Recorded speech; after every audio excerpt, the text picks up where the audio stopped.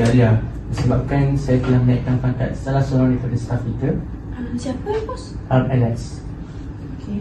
Saya nak awak uruskan dia dan sila bawa dia ke meja baru dia. Kenapa bos boleh pilih dia bukan Naufal? Sebab dia influence in English. So senang untuk communicate dia dengan company lain lah. Okey. Nanti saya akan uruskan. Terima Nanti kasih. saya akan cakap dengan dia. Kita nak tengok pantas kan? Okey. Okay. Hari ni semua saya nak announce Alex ialah our new head of department.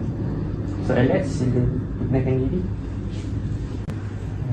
Jadi saya Alex. Saya akan cuba usaha untuk company kita semua. Jadi harap semua boleh bagi kerjasama yang baik. Terima kasih Alex. So saya harap kamu semua boleh memberi kerjasama kepada Alex, okay? So semua boleh bersurai. Terima kasih. Congrats. Terima kasih.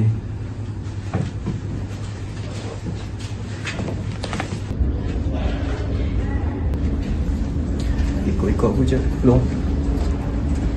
Hello. Aku sini. Okey, aku sekarang ni aku tak puas hati. Kenapa engkau yang dapat naik pangkat, bukan aku? Sebab aku yang lebih layak, aku orang Melayu, aku bekerja keras semua tu. Dia orang Melayu, aku sepatutnya lebih layak daripada engkau. Engkau daripada zaman dulu sampailah sekarang kau duduk dekat bahagian bandar je. Kita orang Melayu semua duduk kampung. Sekarang kerajaan dah luaskan pekerjaan, sekarang kita orang pula untuk jadi naik pangkat. Kenapa korang juga? Melayu, you ingat kenapa you tak dapat apa-apa? Sebab you malas. You ingat orang Cina ni tak buat kerja ke? Okey, sekarang ni benda ni memang tak puas hati.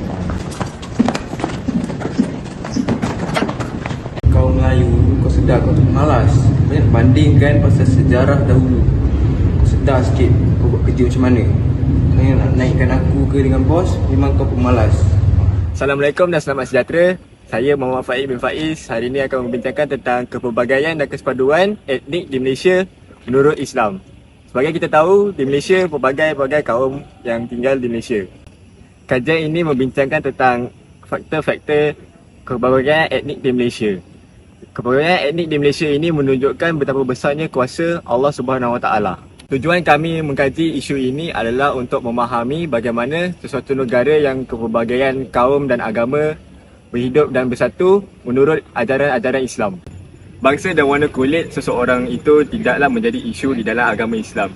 Kerana bangsa, bahasa dan warna kulit seseorang itu adalah salah satu ciri atau unsur yang membezakan sesama manusia.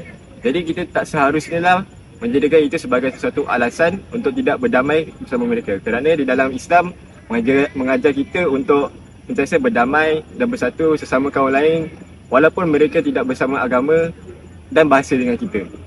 Untuk memahami artikel kami dengan lebih mendalam, saya akan memberikan kepada rakan saya untuk menerangi lebih lanjut tentang artikel kami. Budaya ziarah menziarahi dijadikan satu amalan kepada setiap kaum yang berada di Malaysia kerana mereka boleh merapatkan silaturahim antara satu kaum dan kaum yang lain.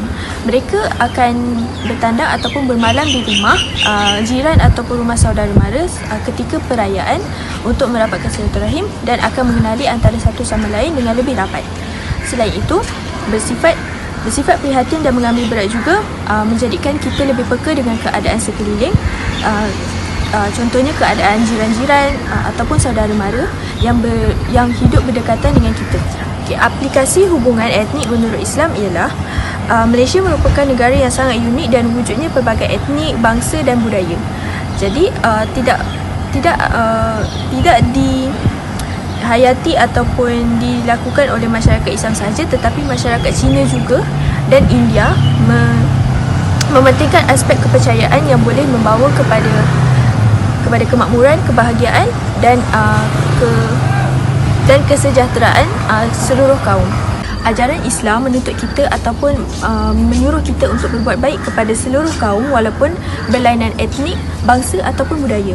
Kerana ini menjadikan kita sebagai umat Islam menjadi contoh yang baik kepada kaum yang lain serta dapat dilakukan sampai ke anak cucu. Kelebihan yang ketiga ialah at-ta'awun. At-ta'awun ini apa? At-ta'awun ini ialah saling bekerjasama. Apabila kita telah mengenali, telah mengambil tahu surah itu, kita ingin menyelesaikan suatu masalah bersama-sama. Jadi, dengan sikap bekerjasama ini, kita dapat memupuk ataupun menguatkan lagi sifat perpaduan antara kaum jika kita menyelesaikan masalah ataupun isu sesuatu bersama-sama. Contohnya seperti bergotong royong, menziarahi jiran tetangga, tidak kisah kaum ataupun bangsa. Yang keempat ataupun yang terakhir ialah al-mahabbah. Al-mahabbah ini ialah sifat berkasih sayang. Apabila kita telah mengenali seorang itu, telah mendalami seorang itu, menyelesaikan masalah bersama-sama, lahirlah sifat berkasih sayang. Berkasih sayang bukan maksud cinta, tetapi berkasih sayang itu ialah kita mengambil berat tentang seorang itu. Kita mengambil tahu seorang itu agar kita dapat saling memahami dan juga saling mengambil berat. Hal ini dapat mengukuhkan kita punya sikap perpaduan antara kaum di dalam Malaysia. Dan juga kita juga dapat melahirkan keharmonian dalam sesuatu kawasan ataupun sesuatu tempat dalam pelbagai kaum di Malaysia. Assalamualaikum. Saya ingin menerangkan tentang kelemahan dalam kepelbagaian kaum dan agama. Assalamualaikum. Saya ingin menerangkan tentang kelemahan dalam kepelbagaian kaum dan agama. Terdapat beberapa contoh yang saya boleh kaitkan dalam kelemahan, iaitu sejarah perkauman. Isu tersebut telah membuatkan bangsa Melayu tidak berpuas hati dengan bangsa Cina. Kerana bangsa Cina dapat ditinggalkan di kawasan bandar dan bangsa Melayu dan bangsa India ditetapkan di kawasan kampung. Selain itu, kelemahan yang boleh dicontohi di dalam kelemahan yang boleh dicontohi ialah bangsa yang bersifat resis.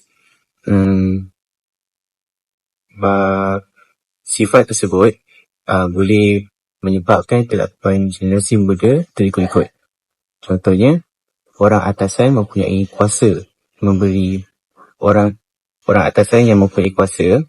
memberi pekerjaan kepada bangsa Cina kerana mereka lebih sesuai berbanding orang Melayu yang bekerja keras.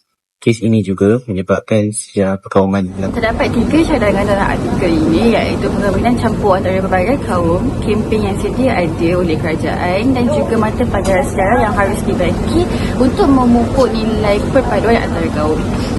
Melalui perkahwinan campur, bukan sahaja agama Islam dapat disebarkan, namun kita juga akan lebih memahami budaya, latar belakang dan cara hidup kaum dan agama lain, sekaligus dapat menyemai sikap perpaduan dan mengelakkan sifat prejudis termasuklah syak wang sangka terhadap kaum dan agama lain.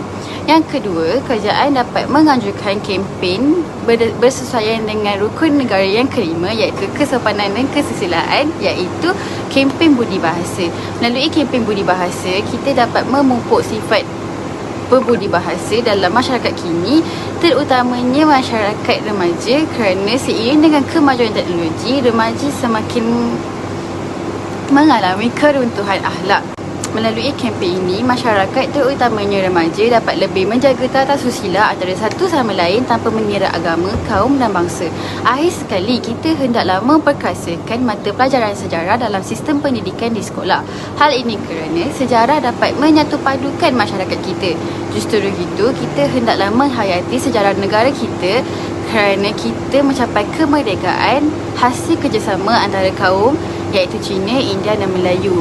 Jika kita tidak menghayati sejarah ini, kita tidak akan mampu hidup aman dan damai seperti yang kita capai sekarang. Kesimpulannya, dalam landscape yang penuh dengan kepelbagaian etnik dan agama seperti Malaysia, penting bagi setiap individu untuk menghormati perbezaan tersebut sebagai asas untuk mencapai kesatuan yang teguh.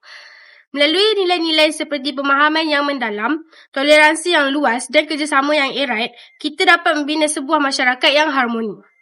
Pemimpin perlu mengambil contoh dari keteladanan Rasulullah SAW dalam memimpin Madinah, di mana penggabungan antara pelbagai suku dan agama tercapai melalui dialog, kesepakatan dan perantaran yang terakhirnya menghasilkan Piagam Madinah. Kejayaan negara juga bergantung kepada kemampuan untuk menghormati serta memelihara perbezaan sambil memupuk nilai-nilai moral yang diwarisi oleh setiap agama. Dengan pendekatan terbuka dan penerimaan terhadap perbezaan, kita dapat mencipta sebuah masyarakat yang mantap dan kukuh serta memberi peluang untuk pertumbuhan ekonomi negara. Menjaga kesatuan dan mengamalkan nilai-nilai peradaban dalam kehidupan seharian adalah penting untuk diteruskan kepada generasi akan datang agar mereka juga mampu meneruskan warisan ini dalam konteks yang relevan dengan zaman yang terus berubah.